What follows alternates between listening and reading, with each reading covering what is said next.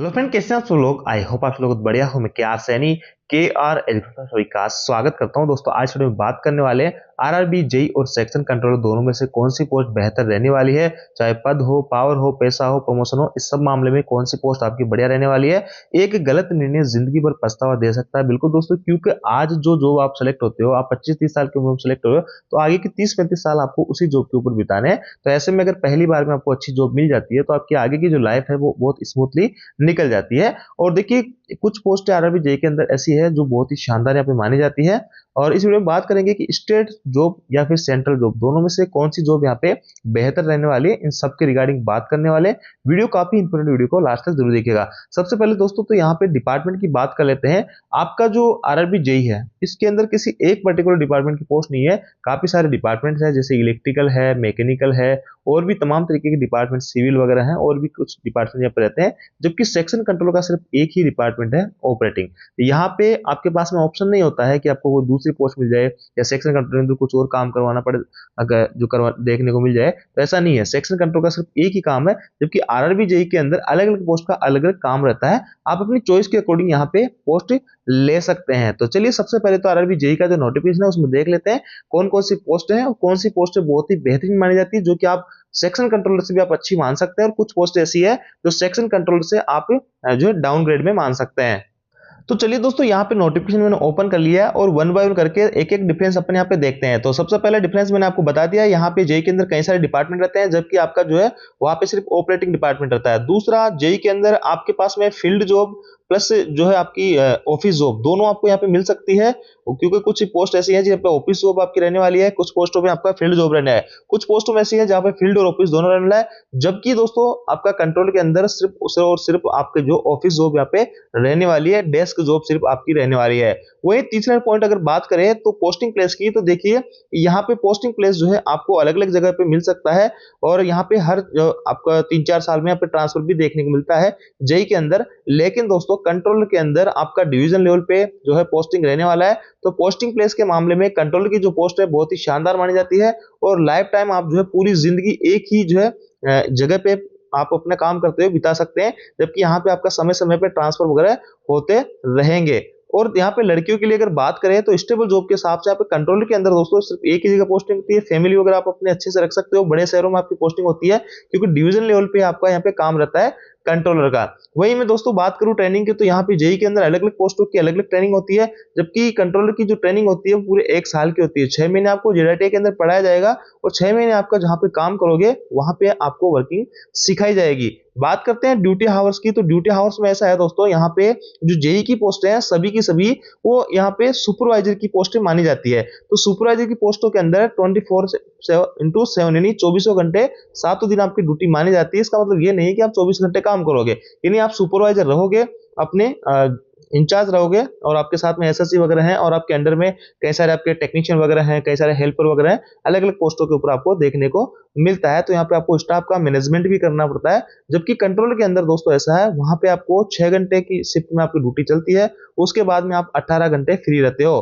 तो ऐसे में यहाँ पे शिफ्ट वाइज अगर किसी भाई को ड्यूटी करनी है तो वो कंट्रोल के अंदर जा सकता है। यहाँ पे आपको जो है ओपन रहता है आपका, कभी भी कोई भी कॉल वगैरह आ जाती है किसी काम के लिए तो आपको काम देखना पड़ता है। इसके अलावा यहाँ पे आपको नाइट ड्यूटी वगैरह करनी पड़ती है। जबकि आरआरबी जेई के अंदर आपको मैक्सिमम पोस्टों के ऊपर नाइट ड्यूटी वगैरह देखने को नहीं मिलती है।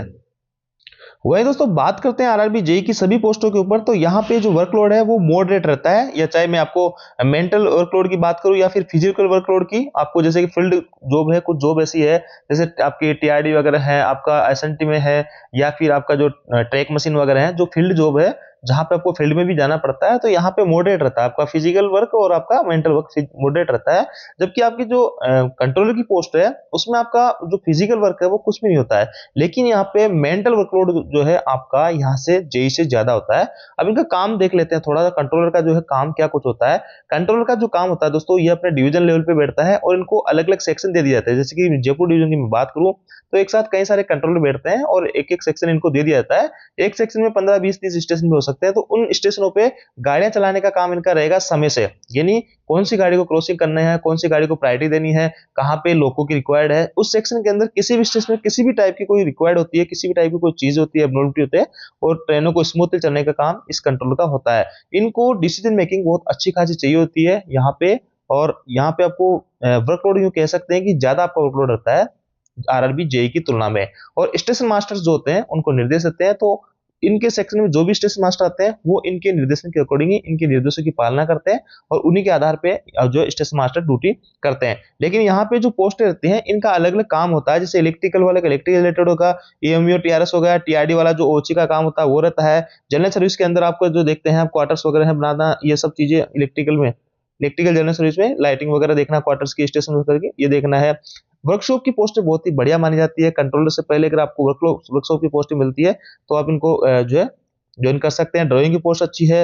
वर्क्स की पोस्ट बहुत ही शानदार मानी जाती है। जो आपके क्वार्टर्स वगैरह है, मेंटेनेंस वगैरह काम जो देखते हैं इंजीनियरिंग डिपार्टमेंट के अंदर वो आती है। सिविल वर्कशॉप है, ये भी बहुत अच्छी पोस्ट है। इसके अलावा आपकी ट्रैक मशीन आपने देखा होगा, अलग अलग मशीन रहती है। यहाँ पे सैलरी आपको अच्छी खासी बन जाती है, क्योंकि 1000 रुपए पर डे के हिसाब से टीए मिलता है और आप मैक्सिमम टाइम बाहर ही रहते हो। 21/7 का यहाँ पे रोस्टर लागू होता है। तो अलग अलग पोस्ट की जो है अलग अलग क्वालिटी यहाँ पे रहती है। जूनियर आपका कैरिजन वैगन है, सीएनडब्ल्यू जो, और आपका ये डिजाइन वर्कशॉप ये भी बहुत अच्छी पोस्ट है।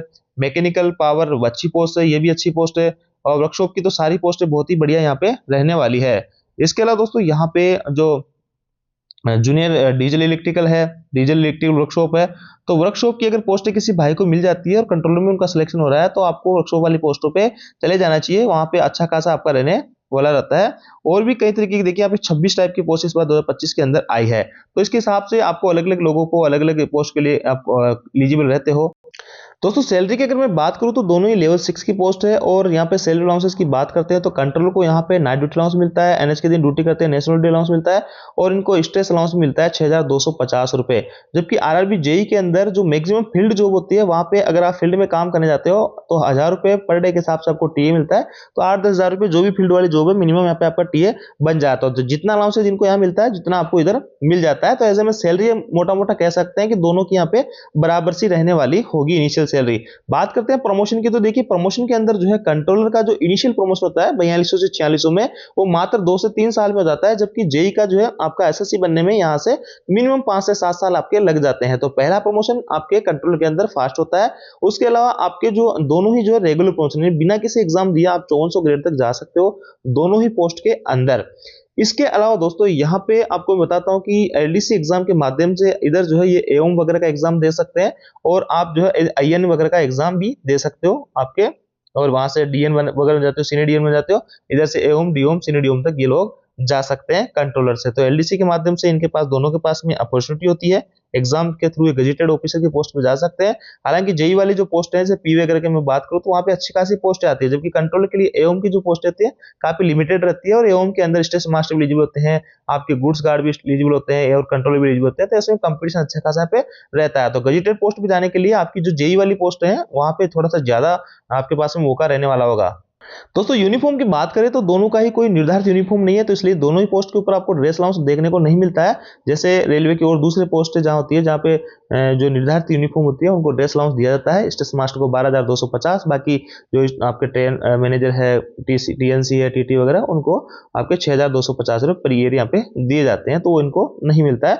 बाकी जो भी फैसिलिटीज होती है सभी को सेम मिलती है। यहाँ पे सेकंड एसी का दोनों को पास मिलता है, मेडिकल फैसिलिटीज है, चिल्ड्रन एजुकेशन अलाउंस है, हॉस्टल सब्सिडी है, और भी तमाम तरीके की फैसिलिटीज जो है, छुट्टियां वगैरह भी यहाँ पे दोनों ही डिपार्टमेंट के अंदर सेम यहाँ पे मिलने वाली होती है। तो दोस्तों दोनों पोस्ट का मैं फाइनल कंक्लूजन आपको बता देता हूं कि आपको अगर बंद कमरे में ड्यूटी करनी है, एसी वाले चैम्बर में, आपको बाहर फील्ड जॉब वगैरह पसंद नहीं है, आप मेंटल स्ट्रेस झेल सकते हैं, यहाँ पे लगातार पूरे 6 घंटे आपको कई सारे डिसीजंस लेने पड़ते हैं, तो ऐसे में आप कंट्रोलर की पोस्ट को यहाँ पे चूज कर सकते हो। लाइफ टाइम एक ही जगह आपको पोस्टिंग रहने वाली है और अच्छे शहरों में डिवीजन लेवल पे आपकी पोस्टिंग रहने वाली है। वहीं आरआरबी जेई की मैं बात करूं तो यहाँ पे अगर किसी भाई को फील्ड जॉब पसंद है तो वो यहाँ पे इन पोस्टों में जा सकता है। फील्ड प्लस ऑफिस दोनों ही जॉब है, सैलरी वगैरह आपको दोनों ही डिपार्टमेंट में सेम से देखने को मिलने वाली है। तो बाकी आरआरबी जेई के अंदर जो है कंट्रोल से अच्छी अच्छी बहुत सारी पोस्टें हैं, जैसे कि मैं वर्क्स की बात करूं, आपके वर्कशॉप की बात करूं, उसके बाद में इलेक्ट्रिकल की बहुत अच्छी अच्छी पोस्ट है, असिस्टेंट ऑपरेशन वाली जो ऑपरेशंस वाली जो आरआरबी जेई के अंदर पोस्ट है, बहुत अच्छी पोस्ट है। उनमें से अगर वो पोस्ट आपको मिलती है तो आप उन पोस्टों के साथ में प्रिफेयर कर सकते हो, अन्यथा आप कंट्रोलर की पोस्ट में भी जा सकते हो। दोनों पोस्ट के बारे में आपको डिटेल से मैंने जानकारी दी है। आप किस पोस्ट के बारे में जो है, किस पोस्ट के लिए जो फिट बैठते हो, अपने आप से सवाल करें।